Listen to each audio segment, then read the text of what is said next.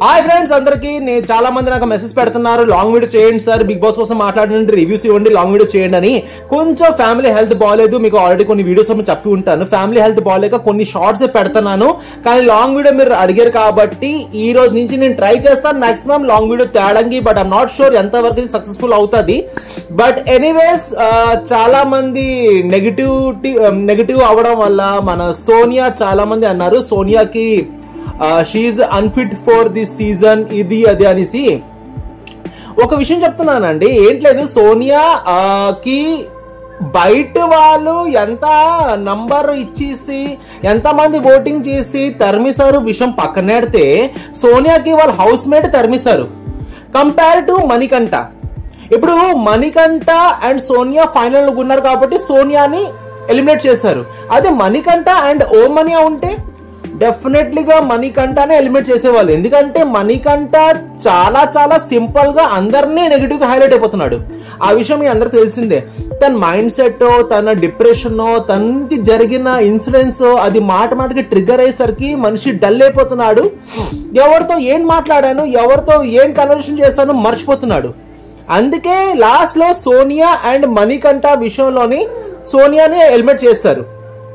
But the main thing is Sonia eliminate అవడానికి the main reason is ఆమె.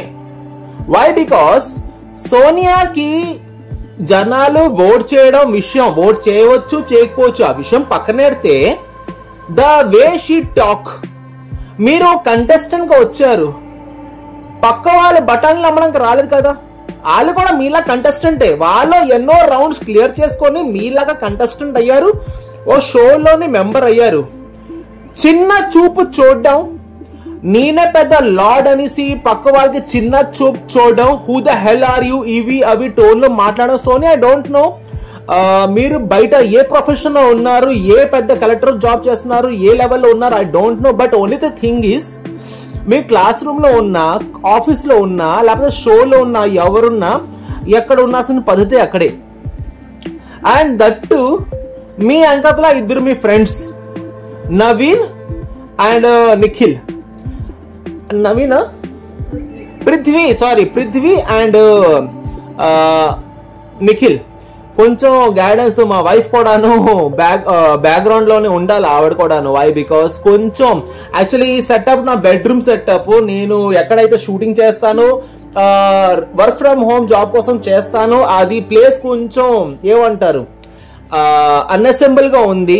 ఈ మధ్యన డాక్టర్స్ కోసం తిరగడం కోవడం, ఫైల్ ఇక్కడ అక్కడ పెట్టడం కాబట్టి కొంచెం మనకి అక్కడ అనీజీగా ఉంది కాబట్టి నా బెడ్రూమ్ లో చేస్తున్నాను. ఐ హోప్ కొంచెం ఇది కూడాను అంత సర్దలేదు.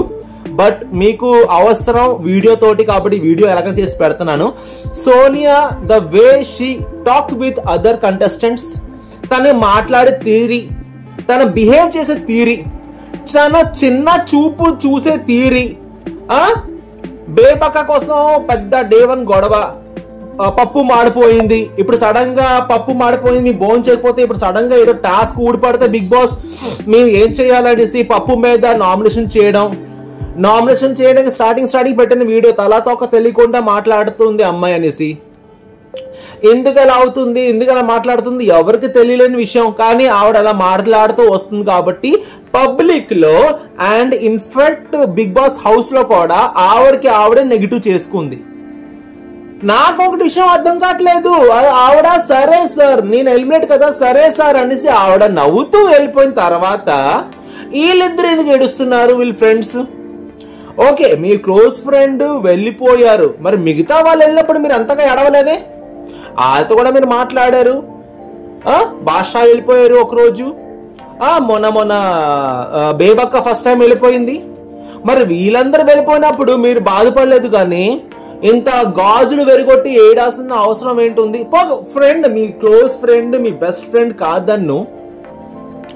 కానీ ఒక విషయం గుర్తుపెట్టుకోండి, షోలో ఉన్నప్పుడు షో పరంగా మీ బాడీ లాంగ్వేజ్ ఉంటే బాగుంటది. ఇప్పుడు అందరూ మణికంఠ మంది పడిపోతున్నారు. ఇన్ఫాక్ట్ ఒక స్టేజ్ లో నాగార్జున సార్ కూడా ఒక మాట అన్నారు మణికంఠకి, ఏంటి నీ మైండ్ లో కూడా కన్ఫ్యూజన్, నీకు అర్థం కావట్లేదా, సరిపోయింది గొడవే లేదు అని సార్. తనకి ఏం జరిగింది, తను ఎందుకు అలా బిహేవ్ చేస్తున్నాడు, ఇంత బిహేవ్ రాంగ్ గా చేస్తున్నా, ఇంత నెగటివ్ థాట్స్ పెట్టుకున్నా ఈ షో వర్ తను ఎలా సెలెక్ట్ అయ్యాడు, వన్ ఆఫ్ ద కంటెస్టెంట్ ఎలా అయ్యాడు? మ్యాటర్ లేకుండానా? ఆ టఫ్నెస్ ఉంది కాబట్టి అయ్యారు. అదే టఫ్నెస్ తోటి తనకి ట్రిగర్ చేస్తూ తను ఎందుకు ఆ రోజు మణికంఠ ఎందుకు, సోనియా కూడా చెప్పింది, సోనియా చెప్పింది యాజ్ పర్ మీ మణికంఠ నువ్వు డ్రాప్ అవ్వాలి, ఈ టీంలోని ఆటలో డ్రాప్ అవ్వాలి. మణికంఠ క్లియర్ చెప్పారు, ఒక్క ఆట నువ్వు నాకంటే వేస్ట్ ఆడినట్టు లేదా ఒక్క ఆట నాకంటే బెస్ట్ ఆడినట్టు ఒక్క ఆట కోసం చెప్పు, ఒక టాస్క్ కోసం చెప్పండి, తను మాట్లాడిపోతుంది.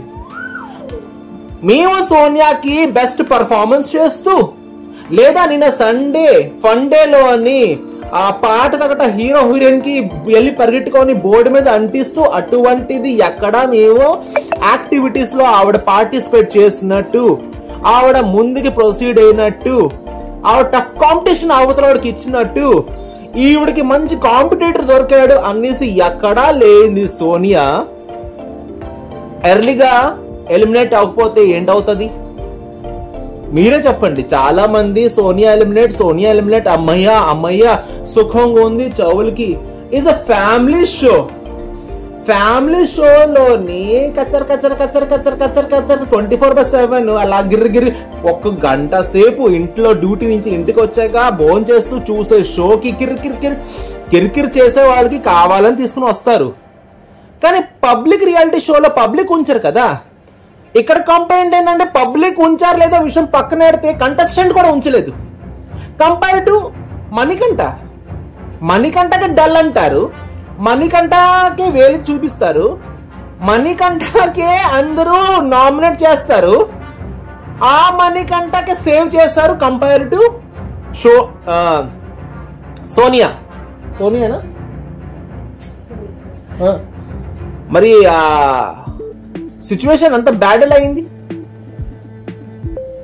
ఆవిడ చేసుకుంది కాబట్టి కదా సిచ్యువేషన్ బ్యాడ్ అయింది. So this is the main thing of Bigg Boss. And రాబోయే వీడియోలోని డెఫినెట్లీగా మణికంఠ మీద కూడాను బిగ్ బాస్ కొంచెం సెల్ఫిష్ గా బిహేవ్ చేస్తున్నారు అనేసి నాకు ట్రిగర్ అవుతుంది. అది ఎంతవరకు నిజం నాకు తెలియదు, కానీ దాని మీద వీడియో తేవాలనుకుంటున్నాను. దాని మీద వీడియో తేవాలా వద్దా కామెంట్ సెక్షన్ లో మీరు కామెంట్ చేయండి.